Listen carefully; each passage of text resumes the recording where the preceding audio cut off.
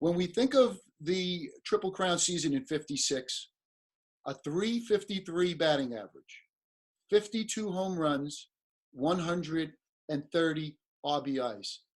Many historians feel that was the greatest single season of all time in baseball. And when you consider his blazing speed, when you consider that he played center field, arguably one of the most important and difficult positions to play, you have to say that without question, history should be kind to that season.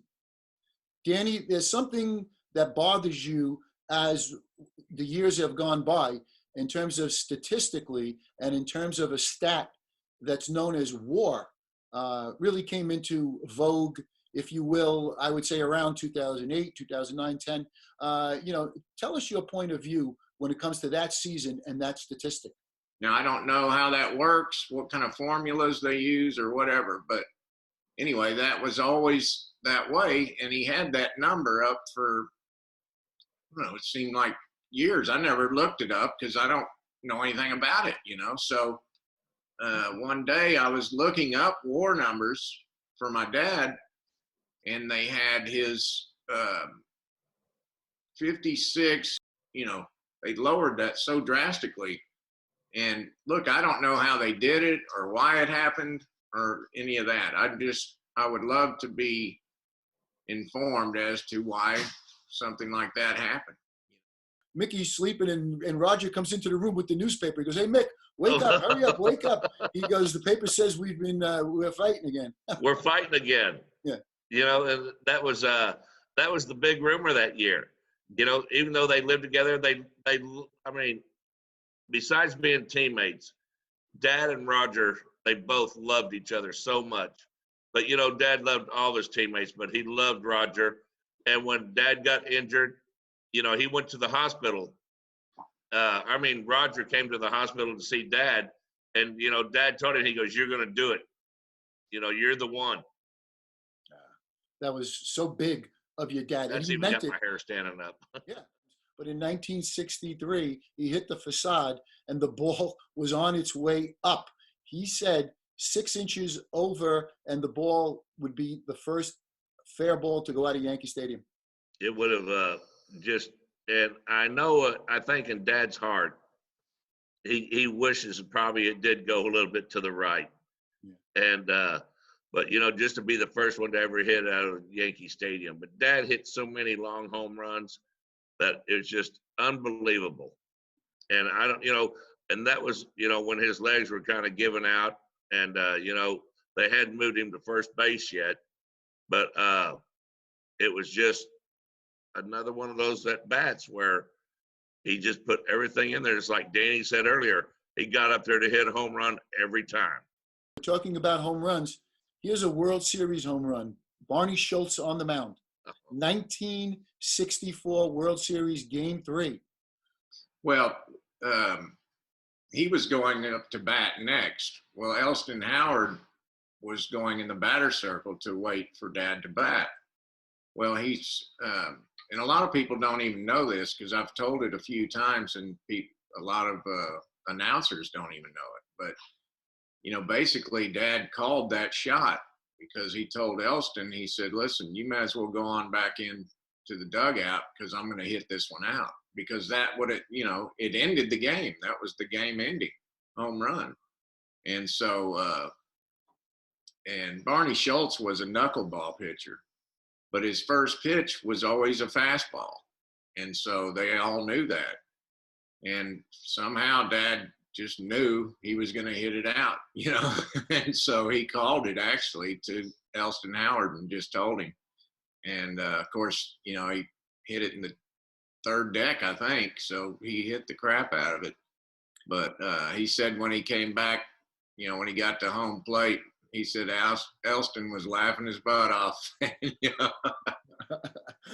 The other significance, not only does he call the shot, not only does he hit the home run, the walk-off home run, but the significance of the home run it put him ahead of the great Babe Ruth. It gave him 16 World Series home runs, gave him the all-time record. He added another 2 home runs to that, and he still to this day holds the most home runs in the World Series with 18.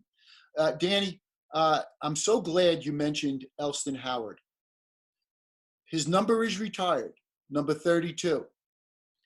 A plaque in Monument Park.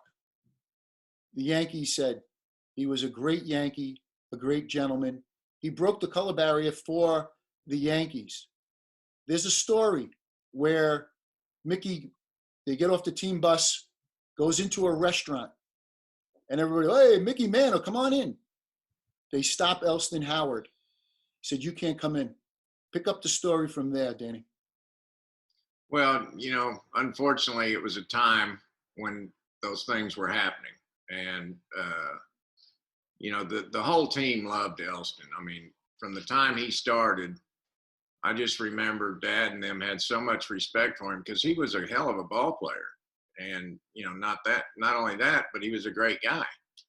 And so, they told Elston he couldn't eat another teammate restaurant with the team. And so my dad said, well, screw that. And he took his dinner and went and ate on the bus with Elston. But I don't think it was only Dad. I think Whitey came out, all of them, I think, came and sat on the bus and ate with him. There was a picture in one of the New York papers years ago, and it actually had arrows pointing to your dad's body where he had surgery. Injuries. And I mean, it looked just like a pin cushion. Yeah, it's funny. I've got that book, and I had Dad sign it for me. But that picture, I can remember. He's in a suit, and he's on crutches, and like one leg or an ankle and everything's all bandaged up like it was in a cast. But it just had every little injury. I mean, some of the injuries I didn't even know he had. But it was just, just kind of let you know that how many injuries he did play with. I mean, throughout his career from the very first year. You go to 1965, and they open up the first and only dome stadium in Houston. Yes. Well, who hits the first home run, Danny? Mickey Mantle. And we were down there with him. The whole family went because it was in Houston. And so we all drove up from Dallas. And boy, that was just a very, because that was the first indoor stadium. It was air conditioned. The president was there. Let's see, Johnson was there. There was just a ton of people there, and it was packed. And so Dad, first time up, takes it, I think it was like 407 feet to center field.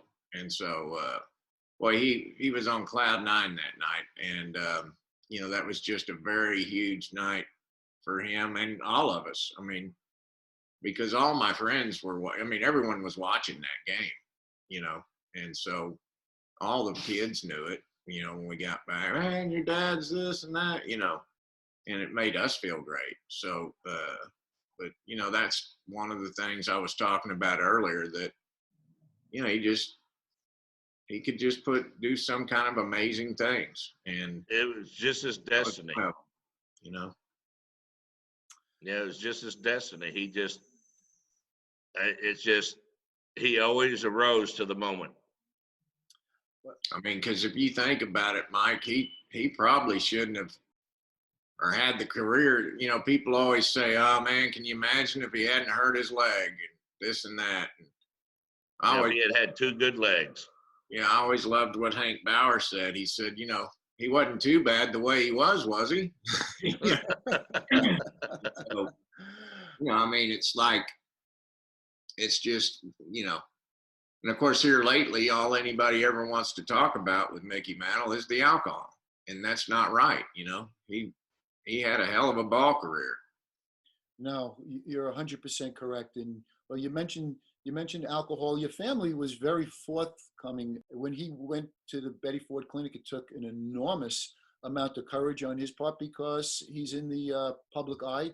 and you have to swallow your pride and all of that. But it runs in your family far before you guys and your dad, and probably goes back maybe even before your grandfather. This is an illness that is hereditary, debilitating, and your dad late in life showed the continued courage. And tell us about that, since you But mentioned. he actually, I mean, they drank and things during the seasons and all that, but my dad's drinking really didn't get that bad until after after he was done in baseball. Now, like Whitey, I've heard Whitey in many of interviews say, look, we picked our spots, we did our stuff, but there's no way Mickey could have had, the records and things that he has if he did what they say he did. There's just no way. And so, it's just that it seems like everyone is fixated on this one story. And look, I mean, the man was honest at the end of his life. I mean, all you have to do is go on YouTube and watch him with his interview with Bob Costas. I mean, Yeah, that's a great interview. it's a tearjerker, man.